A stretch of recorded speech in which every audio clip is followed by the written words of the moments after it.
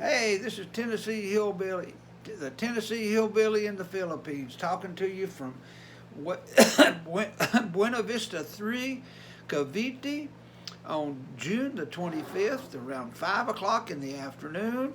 I've got a couple of things I want to talk to you about. I've got a lot of videos. I may make three or four this week. But the first one is, hey, uh, I got my vaccine. And the biggest one I want to talk to you about is May and June's been pretty tough for my family. My wife lost her father the end of May. We have been going back and forth to Weber City I've been driving the family over there where they could stay the weekend, 3-4 days with him. But it finally, at the end of May, he just give out. He was wore out. He couldn't drink. His lungs was full of water. He couldn't eat nothing without gagging. So it was just a matter of time. And it was a huge loss for Judith. Judith was the only one out of the family that really knew him really well as a child. The rest of them, they were grown when they knowed him. But a couple of things. What are you going to do if you happen to pass away here in the Philippines? It's a little gross. I seen it firsthand. Now this may be the province way of doing things, but Papa, he died there at his home in Huevecita,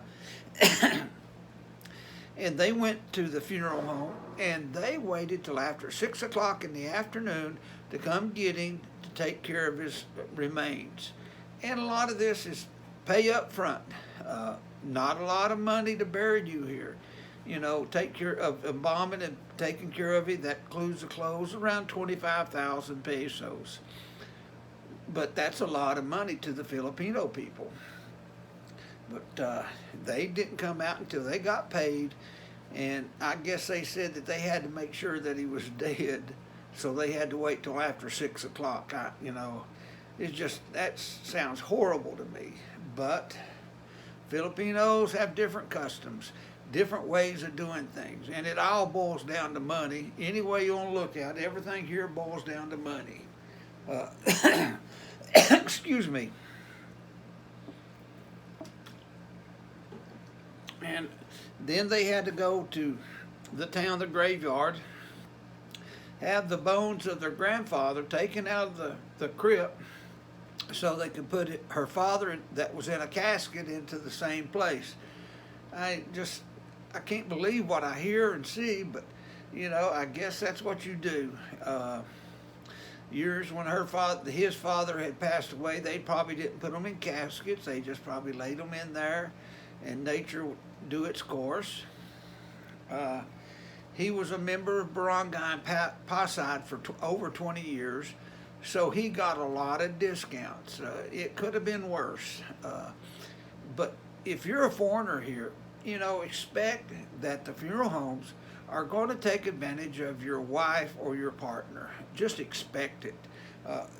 I checked on cremation here, and they will, for me, it's 70, 80,000 pesos. Now for a Filipino, we have been told by an older lady that she went there and Pasad cost her 10,000 pesos. Of course, they see me. I mean, it's just like Judith. When they seen her last name, they say, "Oh, you're a foreigner. You were married to a foreigner." These people realize that if your name is not a Filipino name, that they can charge you more and get away with it. But I am going to take care of all these expenses soon. I've made arrangements with one lady. It's going to cost about 50,000 pesos, which is well overpriced. But it's got to be done. I don't want, because, my wife will be in a vulnerable state, and they will take advantage of her. I know they will. That's just the way these people are. I love the Philippines. I love the Filipino people. But when it comes to money, they'll do whatever it takes to make the money, to put their money in their pocket. And that's not everybody, but that is about the majority of them. Here in our subdivision, somebody cut a tree down. and probably got good money for the slabs of wood. Now, several big trees are getting cut down. Now, is it for the money? Is it for the Meralco? I don't know, but usually when one thing happens, it just happens, you know, oh, I can get money, I'll cut this tree down. But every time they cut a tree down, that's oxygen or air that we breathe we won't have.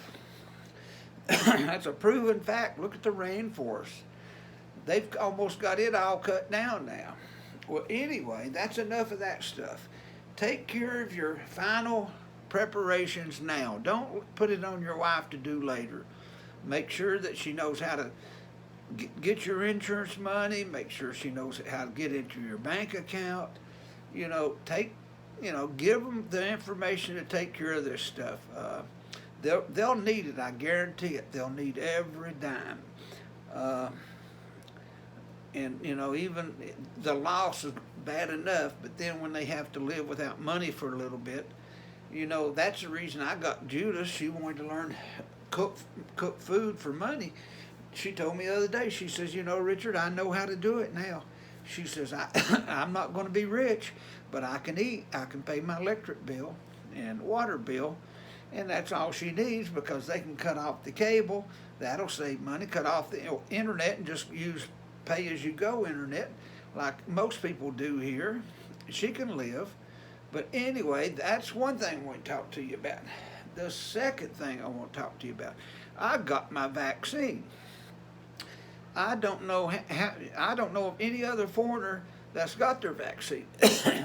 But I started off, I talked to the doctors, my doctor that I've had since I've been here in the Philippines. And they said, Mr. Reed, you have to go to the barangay, your local authority, government people here. They are the only ones that can tell you, yes, you can get it, no, you don't. Well, every time I went to the barangay, when we were traveling back and forth to the province to make sure that we could do it, I'd ask them, when can I get the vaccine? Oh, Mr. Reed, we don't know. Well, about 2 months ago, one of our neighbors, older girls, tested positive for the COVID at her job. Well, of course, they had to report it to the barangay. The barangay sent a man around asking all the seniors if they would take the vaccine. Of course I will. And I asked about it. I kept on following up. And it never, they kept on putting it off, says we just don't know yet what we can do for foreigners. And I kept checking the internet, and same thing, they were still making decisions. Well, I seen a notice in our subdivision Facebook page. Seniors, fill out your form for your vaccine. So, I posted, can I file? Go ahead, Richard, they'll get back with you with a phone call. So you know what? I sit down, I filled out all my information. I put my resident Visa card number in there, because you had to have a Philippine ID, which I did. And lo and behold, 2 days later, I got a message that I had an appointment for June the 1st to get my shot. Of course, it was the Chinese vaccine, which my big mouth said, I never take that. I ain't taking no Chinese crap. But you know what? I was happy to take it. I got in an argument with a man in America Monday. He called me names for taking the darn vaccine. He told me I was a wimp. Told me I was a rat following the food. Now, I guess I am, but I don't want to die with this COVID. I've had friends die with it, and this doesn't, this 69-year-old man, if I can get a couple more years, I'm going to do it. And, I took the vaccine. I had no side effects. They say that when I get the second vaccine in August, I should be over 70% protected. In other words, if I get the COVID, won't be as bad as it would be if I didn't get the vaccine. There's no vaccine says you ain't going to get it. If you get it, it just makes it a little bit easier to get out of. And I can't afford to go to America and get the free vaccine. And another thing, the vaccine at the local barangay in Malabang, was free. You know, the whole time got approved, I told Judith, I said, Judith, I says, they'll see my face and they'll turn me around. Well, as soon as I got there, they treated me like a king. They seen my name was there. And the first time in my life, my blood pressure was normal. I got through the first phase, went to the screening. They took down all the medicine that I take, took my blood pressure again, and asked me questions, and I guess I answered them correctly. And it took about an hour. Boom, there the shot come. Up and gone we went, and it shocked me. I was surprised, but very, very happy. I'm thankful that the Philippines give me the vaccine. At one point, I was so worried that they're going to come up and say, "Oh, okay, we'll give it to foreigners, but we're going to stick it to you." And I'm not a rich man. I get my Social Security.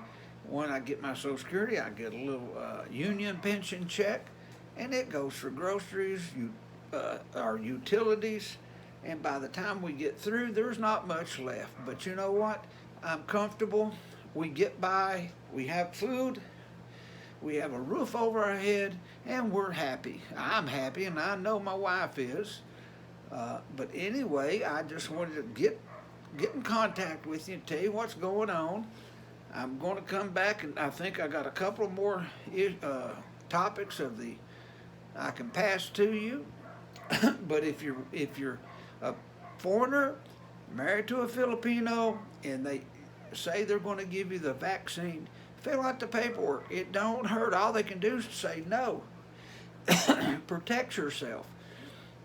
This COVID is not over. It's probably going to be around for a long time, and you might as well, if you can get vaccinated, do what you can do. If you was in America, you would get vaccinated. So it's up to you, only you, and just my opinion. Everything I see here is my opinion.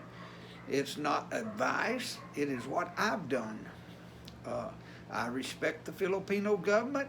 What they do, what the president says and does, is what the president says and does. And I try to live by it. I come here as a visitor. I'm married a sweet young lady. Now this is my home. And I really don't have a home back in America. Go back to at this point. I'd go back there and it would cost me thousands of dollars to get started again. Because I don't have nothing back there. My clothes, everything I'd use into a house is all gone. But anyway, people, this is Tennessee Hillbilly, giving just a little bit of what I'm doing today. Hang in there. Everything's going to get better. Soon we're going to have some travel. But that's, again, you're going to need a vaccine to travel. I guarantee you'll have to have a vaccine to get back into the Philippines. That's already been said. I don't know if you'll need it to go to your home country, but you need to check. I'd love to go back and see my grandkids, but right now it's just too hard to do, too many requirements. They don't know yet what they're going to do, so I don't want to be in a plane. And they change the requirements, and there I am sitting with my little old fingers up my butt. But anyway, Tennessee Hillbilly saying thank you for watching. If you like this, hey buddy, thumbs up.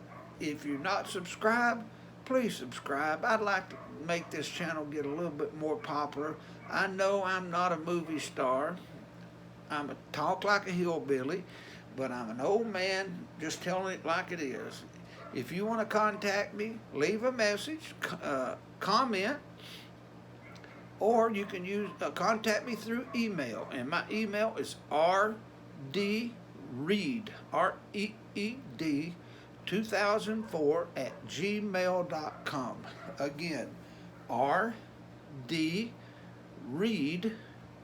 that's REED 2004 at gmail.com. God bless you and have a good day. Bye.